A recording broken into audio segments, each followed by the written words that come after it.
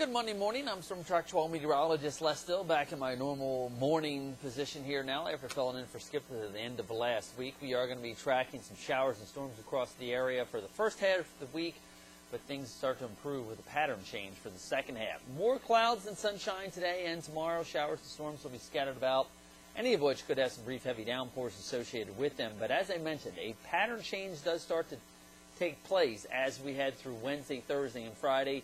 Yeah, it's going to be hot. Yeah, we'll have some scattered storms around, but it's more typical sea breeze action, splash and dash stuff that we normally would see here going through the end of August, headed into September. And I think right there is when the tropics are going to start to get active here as we head on in through September. Right now, Aaron is done with, and we are watching a couple weak waves working their way off of Africa, but none of which look like they're going to have a chance to develop.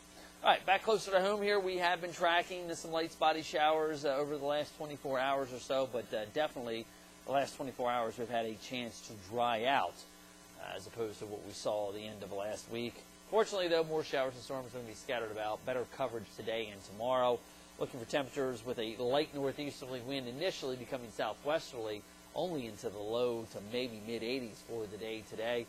Could be a spotty shower along the coast or further inland overnight tonight, but not really anticipating much in the way of storminess.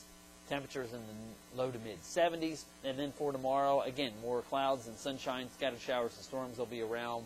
Talking about mid-80s as far as top temperatures. That's going to do it. Yesterday, finally, not only at average, but even a little bit above average. We topped out at 90 in a couple spots yesterday afternoon. You can see 88 is our average high temperature.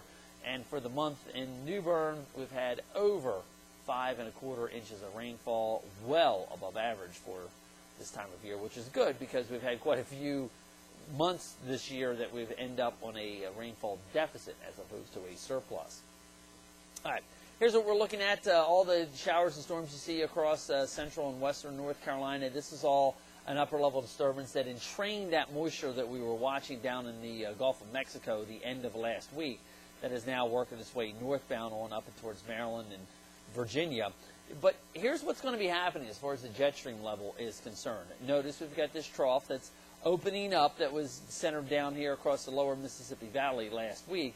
That's now moving out of the area here, and we're going to watch this upper-level ridge sitting here off the southeast coast. It's just very similar to what we saw back in, I think it was end of June, early July, where it actually retrograded or came westbound and brought the drier air in with it. The Bermuda high is going to flex back in here, and as a result, we're going to see things improve for us here in eastern Carolina. Notice the jet stream does remain well off across southern Canada with one little upper-level low across Illinois and western Kentucky, but as that begins to lift out, we'll eventually be watching this being our dominant weather player coming westbound here off of the ocean with that Bermuda high as we go on through the end of this week. Wednesday, Thursday, Friday, we do see a good deal of sunshine around. Now, the trough does kind of come eastbound here, but it's making resistance with this upper-level high pressure that's sitting off of the southeast coast, and this is going to be a dominant weather feature for us as we go on through the end of August into September. It's a double-edged sword because, one, it allows us to see sunny and hot weather in here, that's great, but it also opens us up for anything coming out of the tropics. And I think, which we're going to talk about here in a little bit, the tropics will become a little bit more active as we go in through somewhat next week, but more so especially into the first 2 weeks of September, where we may have 2 or 3 storms at one time running around out there. Now, as far as that upper-level ridge is concerned, as I said, it is going to bring a bit of a pattern change in here. Low 80s for today, mid-80s for tomorrow, and then watch as the sunshine comes back out. The heat and humidity is in here for Wednesday, Thursday, and Friday. We're upper 80s near 90 degrees with lots of sunshine even going into this upcoming weekend. So it should be fairly nice for us here with a nice weekend finally in store and a good chance to dry out. Going to need it after the first half of this week, though. Showers and storms will be scattered about, as Future Track does show, more so inland and northern areas up until about noontime.